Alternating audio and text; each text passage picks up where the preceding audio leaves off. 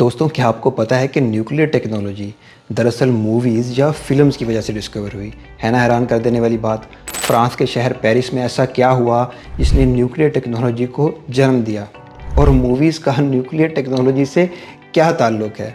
आज की वीडियो में हम इसी टॉपिक पर बात करेंगे, और अगर आप इस टॉपिक के बारे में मज़ीद जानना चाहते हैं तो इस वीडियो को एंड तक ज़रूर देखें। 1885 में जॉर्ज एस्टमन ने फ़ोटोग्राफिक फ़िल्म की इजाद की। एक्चुअली फ़ोटोग्राफिक फ़िल्म्स एक ख़ास किस्म का केमिकली कोटेड पेपर होता है जिस पर इलेक्ट्रोमैग्नेटिक वेव्स या दूसरे अल्फाज में लाइट या रोशनी पड़ती है तो उस पर इमेज प्रिंट होता है। फ़ोटोग्राफिक फ़िल्म्स की डिस्कवरी के कुछ ही साल बाद 1896 में एक फ्रेंच साइंटिस्ट बैकरे, जो कि फ़्रांस के शहर पेरिस में फ्लोरोसेंट और फास्फोरस के मटेरियल्स पर कुछ एक्सपेरिमेंट कर रहे थे। दोस्तों, फ्लोरोसेंट और फास्फोरस दोनों मटेरियल इलेक्ट्रोमैग्नेटिक वेव्स को एब्जॉर्ब करके low level electromagnetic waves emit या खारिज करने की सलाहियत रखते हैं, यानी कि लाइट को एब्जॉर्ब करके लाइट खारिज करने की सलाहियत रखते हैं।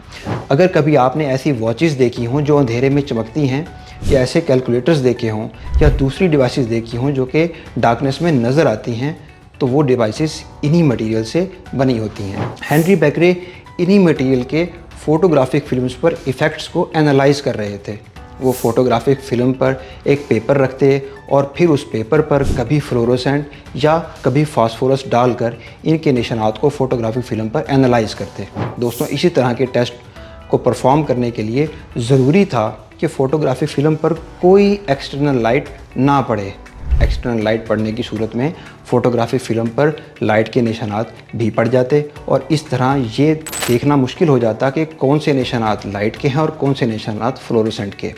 इसलिए वो अपनी अनयूज्ड फिल्म्स को हमेशा डार्क रूम में रखते थे ताकि फ़ोटोग्राफिक फ़िल्म पर लाइट के निशानात ना पड़ सकें, और जब ज़रूरत हो वो इन अनयूज्ड फ़ोटोग्राफिक फ़िल्म पर अपने एक्सपेरिमेंट्स कर सकें। दोस्तों, कहा जाता है कि साइंस की ज़्यादातर डिस्कवरीज़ एक्सीडेंटल होती हैं, और किसी हद तक ये बात ठीक भी है। डिस्कवरी ऑफ ग्रेविटी, जो कि न्यूटन के सर पर एक सेब गिरने की वजह से हुई थी, वो एक एक्सीडेंटल डिस्कवरी ही तो थी। हुआ कुछ यूँ कि एक दिन जब हेनरी बैकरे अपनी फ़ोटोग्राफिक फ़िल्म को एक्सपेरिमेंट करने के लिए निकाल रहे थे तो उन्होंने देखा कि वो ख़राब हो चुकी हैं। फ़ोटोग्राफिक फ़िल्म पर छोटे छोटे बहुत से निशानात थे, जबकि उनको डार्क रूम में रखा गया था, जिस रूम में लाइट का कोई सोर्स नहीं होता, रोशनी नहीं जाती। हेनरी ने कुछ न्यू फोटोग्राफी फिल्म लाकर उन्हें दोबारा उसी कमरे में बहुत एहतियात से रखा, और रिज़ल्ट्स फिर वही कि तमाम की तमाम फिल्म पर उसी तरह के निशानात पाए गए।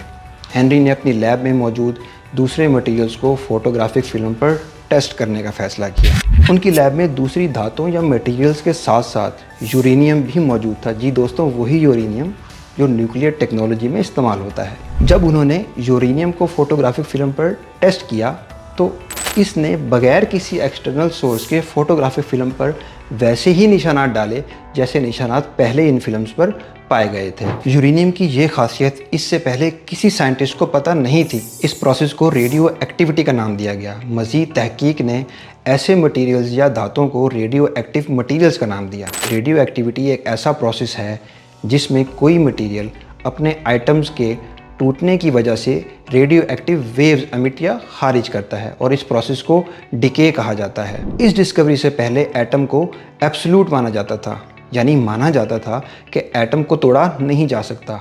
लेकिन इस डिस्कवरी के बाद दुनिया भर के साइंटिस्ट ने इस पर मज़ीद एक्सपेरिमेंट्स, तहकीकात करना शुरू कर दी। एटम में इलेक्ट्रॉन, प्रोटॉन और न्यूट्रॉन को डिस्कवर किया गया। 1903 में हेनरी बैकरे को इस डिस्कवरी पर नोबेल प्राइज़ से नवाजा गया, और 1938 में दो जर्मन साइंटिस्ट हान एंड स्टारमान ने न्यूक्लियर फिजन के प्रोसेस को डिस्कवर किया। दोस्तों, अगर आप न्यूक्लियर फिजन के प्रोसेस के बारे में जानना चाहते हैं तो चैनल को सब्सक्राइब कर लें और बेल आइकन को ज़रूर प्रेस कर दें। और अगर आप हिस्ट्री में इंटरेस्टेड हैं और टर्किश हिस्ट्री के बारे में जानना चाहते हैं तो टर्की ट्रैवल व्लॉग पर क्लिक करें।